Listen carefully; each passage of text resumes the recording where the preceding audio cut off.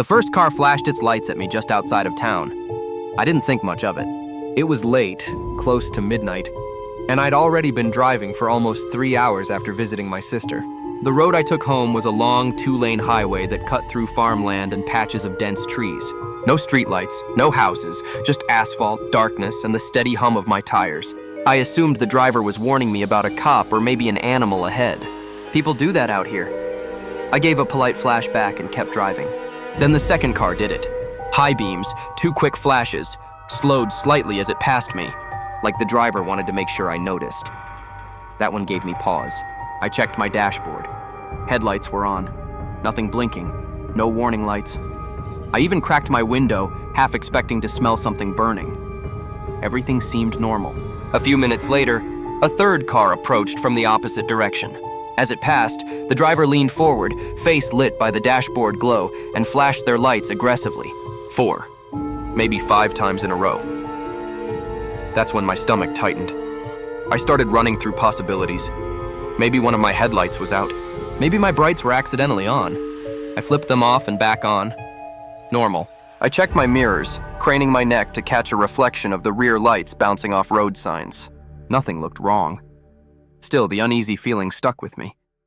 The road stretched ahead like a dark tunnel. Trees pressed close on both sides now, swallowing any moonlight. My phone had lost signal miles back, and the radio was nothing but static. I turned it off, suddenly aware of how loud the silence was. The fourth car came 10 minutes later. This one slowed almost to a crawl as it passed. The driver rolled their window down and shouted something, but the words were torn away by the wind. Then, flash, flash, high beams straight into my eyes. I felt my pulse jump. I considered turning around, but the last town was far behind me, and I knew this road well, or at least I thought I did. I told myself people were just being weird. Rural drivers could be paranoid. Maybe there was something ahead they were trying to warn me about. I slowed down. That's when I noticed it. A shape in my rearview mirror. At first I thought it was just the darkness playing tricks on me. But as my eyes adjusted, I realized there was something hanging from the back of my car. Low, almost dragging. I felt a cold rush sweep through my chest. I slowed further, leaning forward, trying to get a better angle. The shape swayed gently with the motion of the car, catching the faint reflection of my taillights. Fabric. No, hair. I slammed the brakes. The car skidded to a stop. Gravel crunching beneath the tires. My heart pounded so hard I could hear it in my ears. For a moment, I couldn't move, couldn't breathe. Then I forced myself to open the door. The night air hit me like ice. I stepped out, hands shaking, and walked toward the back of the car. There was nothing there. No fabric, no hair, nothing dragging. Just the quiet road and my own shadow stretching out under the dim glow of my taillights. I let out a shaky laugh, trying to calm myself down. Stress, fatigue, that's all it was. I'd imagined it. I got back in and pulled onto the road again. Less than a minute later, another car passed. This time, the driver didn't flash their lights. They held them steady. High beams locked on me the entire time they passed, illuminating the inside of my car like an interrogation room. I caught a glimpse of their face, pale, wide-eyed, mouth hanging open in something that looked like fear. As soon as they passed, they laid on the horn. That's when I noticed the sound, a faint scraping. It was coming from beneath my car, slow, rhythmic, like something brushing against the asphalt. I whispered, "No," without realizing I'd said it out loud. My hands clenched the steering wheel as panic crept up my spine. I didn't want to stop again. I didn't want to look, but the scraping grew louder, more insistent, matching my speed, no matter how much I accelerated. Then my phone buzzed. One bar of signal flickered to life, just long enough for a text to come through. Unknown number, stop the car, check the back. Do not keep driving. My breath caught. Another message followed almost immediately. Unknown number, it's holding on. I screamed and hit the brakes again, this time throwing the car into park, before it had fully stopped. I jumped out, nearly slipping as my shoes hit loose gravel. The scraping stopped. I stood frozen, staring at the back of my car. Slowly, something moved. A hand slid into view from beneath the bumper. It was pale, fingers too long, nails blackened and cracked. It tightened its grip on the metal, knuckles bending at angles that made my stomach turn. Then a face followed. A man's face, if you could call it that. His eyes were wide and glassy, fixed directly on me. His mouth stretched into a grin that was far too big. lips pulled back to reveal teeth worn down, like they'd been ground against stone. He spoke in a dry, rasping voice. "They tried to warn you." I ran. I didn't think. I didn't look back. I bolted into the trees, branches tearing at my arms, my legs burning as I crashed through the underbrush. Behind me, I heard the scrape again, faster now, followed by wet, uneven footsteps. I don't remember how long I ran. I don't remember collapsing onto the road, or the sound of another car screeching to a halt. I woke up in a hospital. The police told me they found my car abandoned on the highway. No signs of a struggle. No damage underneath. No fingerprints except my own.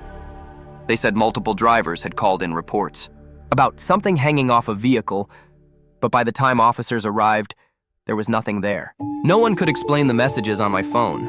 The number didn't exist. I don't drive that road anymore. But sometimes, late at night when traffic is light, and the world feels too quiet, I'll see a car coming toward me. And just before it passes, the driver will start flashing their lights. Not at me, behind me. I used to believe that if someone was standing alone on a dark road at night, they were probably in trouble. That belief almost got me killed. This happened a few years ago when I was working late shifts at a warehouse outside town. My drive home took me along a 2-lane stretch of road that cut through miles of trees and open fields. No streetlights, no houses, just darkness and the hum of tires on asphalt. It was just after midnight when I saw him. At first I thought he was a mailbox or a broken sign. Then my headlights caught movement. A man standing on the shoulder, facing the road, one arm raised slightly like he wasn't sure whether to wave or not. He looked out of place, like someone dropped into the wrong scene of a movie. I slowed down without really thinking. He was maybe in his 30s, wearing a dark jacket and jeans, no phone in his hands, no car in sight. His face looked calm, too calm. I cracked the window and asked if he was okay. "My car broke down," he said. His voice was steady, polite. "Any chance you could give me a ride to the next gas station?" Every warning bell in my head went off, and then just as quickly, I ignored them. I told myself I was being paranoid. People broke down on that road all the time. I unlocked the passenger door. The moment he got in, the air inside my car felt different. Heavy, like the pressure before a storm. He buckled his seatbelt carefully. Hands steady, movements deliberate. "Thanks," he said. "Not many people stop anymore." I tried to make small talk as I pulled back onto the road, asked where his car was, asked how long he'd been waiting. "Long enough," he replied. Something about his answers bothered me. He never looked out the window, never looked at the road, just stared straight ahead, hands folded in his lap. After a minute, I realized something else. He hadn't told me where the gas station was. "So, which direction?" I asked. "Keep driving," he said. "You're going the right way." That didn't make sense. The nearest station was behind me, 10 minutes back toward town. I told him that. He smiled, just barely. "There's another one." I'd lived there my whole life. There wasn't. I started to feel stupid for letting him in. My heart picked up speed, and I noticed how quiet he'd gotten. No breathing sounds, no shifting in the seat. That's when he said, "You didn't lock your doors." I glanced down. He was right. I hadn't. "I usually do," I said, forcing a laugh. "You should," he replied. The tone of his voice changed then. It wasn't polite anymore. It wasn't calm. It was certain. I locked the doors. He looked at me for the first time. His eyes were wrong. Not glowing or inhuman, just empty. Like he was looking through me instead of at me. "You don't pick up strangers," he said softly. "Didn't your parents teach you that?" My hands were sweating on the wheel. I told him I was going to turn around and take him back. "That won't work," he said. I slowed down anyway, signaling for a U-turn. As soon as I did, his hand shot out and grabbed my wrist. His grip was impossibly strong. "Don't," he said. Still calm, still quiet. I slammed the brakes and threw the car into park, adrenaline taking over. I screamed at him to get out. He didn't move. Instead, he leaned closer and whispered, "You're the fourth one tonight." That's when I saw it. On the floor near his feet, partially hidden by the shadows, was a knife. Long, clean, like it had already been used and wiped down. I don't remember deciding to do it. I just did. I shoved the door open with my shoulder and bolted out into the road. Tripping, nearly falling into the ditch, I ran until my lungs burned, until I couldn't hear the car anymore. When I finally turned back, my headlights were still on. The passenger door was open, but he was gone. The police found my car hours later, abandoned on the side of the road.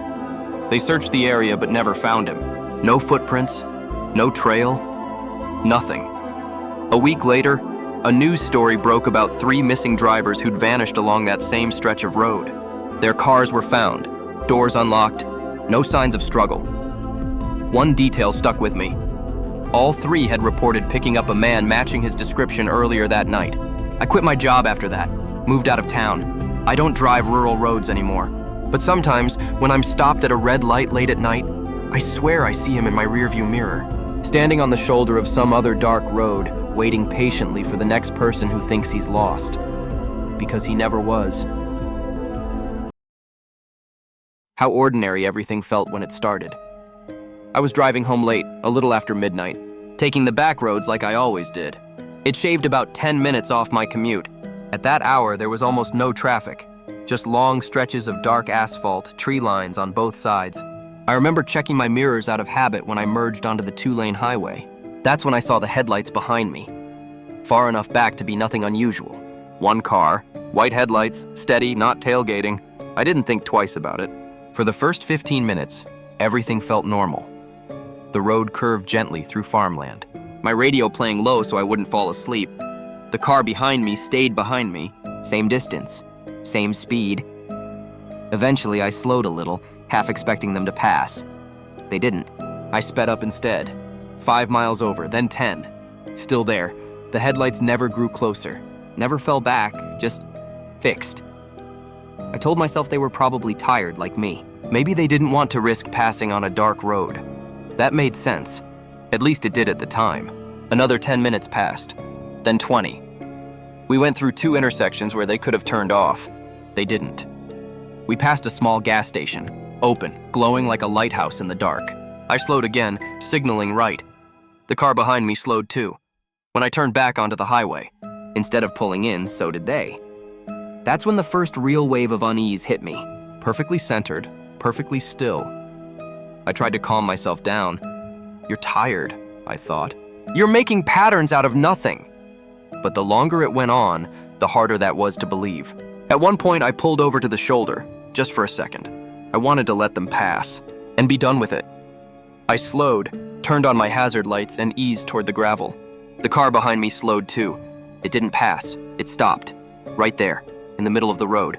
Headlights still shining directly into my rearview mirror. My heart started pounding. I sat there for a few seconds, frozen, waiting for something, anything to happen. A horn, a door opening, an engine revving. Nothing. But the hum of my tires and the low whine of my engine only made everything feel more exposed. Another stretch of road passed, then another. I started recognizing landmarks I shouldn't have been seeing anymore. The old red barn, the crooked mailbox shaped like a fish. I checked my GPS. According to it, I should have been home 10 minutes ago. The map showed my car icon moving, but the road name kept changing. Roads I didn't recognize, roads that looped back on themselves. I slowed again, panic creeping into my chest. That's when I noticed something else. The headlights behind me didn't reflect off the road like they should have. No spill of light. Onto the pavement. No shimmer on the guardrails. Just 2 perfect white orbs floating in the darkness. I swallowed hard and adjusted my rearview mirror, angling it slightly down. That's when I saw the windshield, or rather, the lack of one. There was no driver, no dashboard, no interior at all. Just darkness behind the glass, deeper than the night around it. I don't remember making the decision to speed up, but suddenly I was pressing the gas pedal to the floor. The engine whined in protest as the speedometer climbed. The headlights stayed with me. Not closer, not farther, just there. My phone buzzed in the cup holder, an incoming call. No caller ID. I didn't answer it. It rang until it stopped, then buzzed again. Same thing. When I finally glanced down, I saw a voicemail notification pop up immediately after the call ended. My GPS screen went black, The only light now came from my own headlights and the ones behind me. Then, without warning, the headlights flicked off. For the first time in over an hour, the road behind me was completely dark. I let out a shaky breath I hadn't realized I was holding. My shoulders sagged. I even laughed, just a little, the sound brittle and nervous. That's when I noticed the red lights. Reflections. In my rearview mirror. 2 of them. Tail lights. In front of me. I slammed the brakes, tires screaming as the car skidded to a stop inches from another vehicle. Blocking the road, it was the same car, I was sure of it. Same shape, same size. Except now I could see the back of it. And I could see the license plate. It was mine. Before I could even process that, the driver's side door of the car ahead creaked open. Something stepped out. It looked like me at first. Same height, same jacket, same slumped, tired posture. Then it raised its head. Its face was wrong. Features slightly off, like someone trying to remember me. From a bad description. Eyes too dark. Smile too wide. It lifted one hand and knocked on my windshield. Once, twice, 3 times. I screamed and threw the car into reverse, slamming the gas without looking. The world blurred, lights streaking past as I backed down the road, heart hammering so hard it hurt. The last thing I saw before my car spun into the ditch was the thing standing there calmly, watching me, my own face stretched across something that had never been human. I woke up in the hospital. No signs of another vehicle. No skid marks besides my own. They told me I was lucky to be alive. I believed them, but here's the part I haven't told anyone. Every night since the accident. At exactly 12:17, my phone gets a voicemail notification. No missed call, just the voicemail.